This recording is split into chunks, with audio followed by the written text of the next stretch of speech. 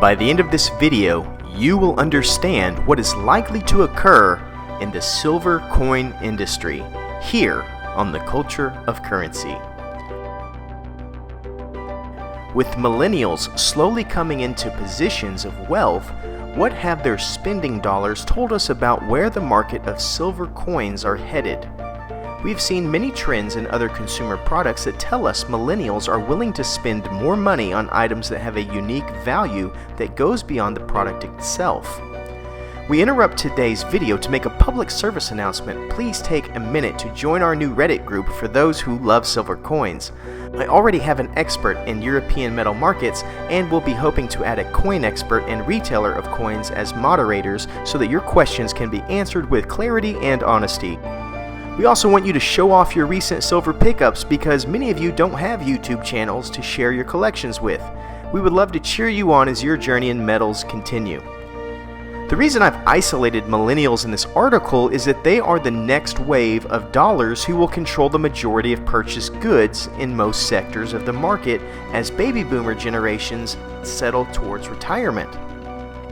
Brands that have giant followings like Budweiser to Yankee Candle have seen dramatic shifts in consumer spending. This trend is moving away from the giants of the industry and more towards craft or mission-driven products. Many of these top companies made business decisions to buy out those smaller consumer-focused companies in order to control the moving of the market. One great example of this would be the food and drink industry. Craft beer companies have been coming out of the woodworks and are finding wild success.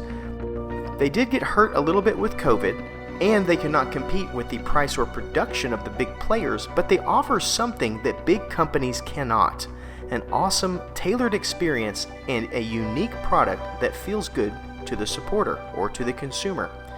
The food and drink sectors of the market are racing towards the pull of a diversified marketplace. 10 years ago, we had half the options we have on the shelves, and 10 years from now, many of these companies may disappear, but more and more will find shelf space.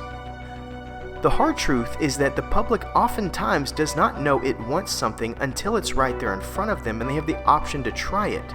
Silver coins are no exception. If we look back 10 years, a small percentage of coins currently on the market were in existence. Bullion standards such as the American Silver Eagle, Canadian Maple, and Krugerrand were in high supply. There were a handful of companies making rounds, but as far as government-issued bullion, the diversity in the market was small. So where are we now, and where's the silver market going? Currently, there are only a small amount of unique series where artwork kind of changes each year that have been around for 10 plus years, such as the kookaburra, the Somali elephant, or the Chinese panda. Some countries would produce commemorative silver coins when a nation hosted, let's say, the Olympics or if the Pope visited, but most series of old had the same artwork every single year.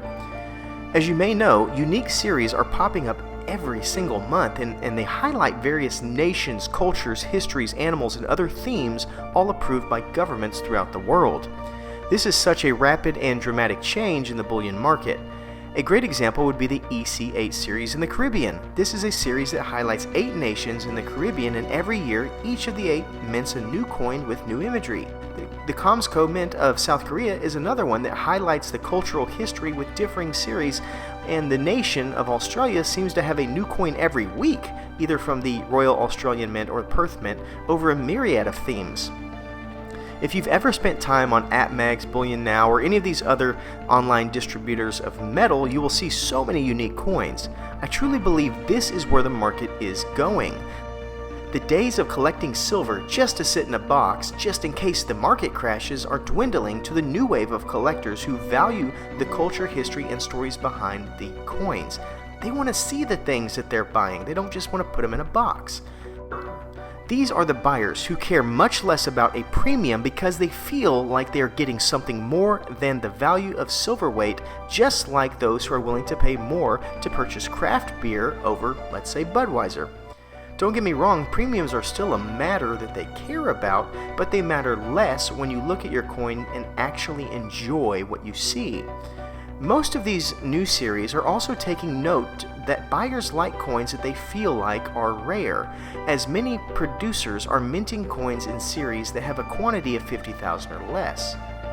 This, in my opinion, is exactly where the market is heading, and countries like Niue, Tokelau, and Tuvalu are making giant revenue jumps because of it. These Pacific Island nations mint many different themed coins in small batches that sell like hotcakes. Themes range from animals to pop culture icons and often have a mintage amount of 10 to 50,000. What's crazier is that they're selling these at a rate that it's actually contributing 1 to 3% of the nation's GDP. I know you've seen many of the unique coins on the market. In fact, right now, pause the video and answer this question.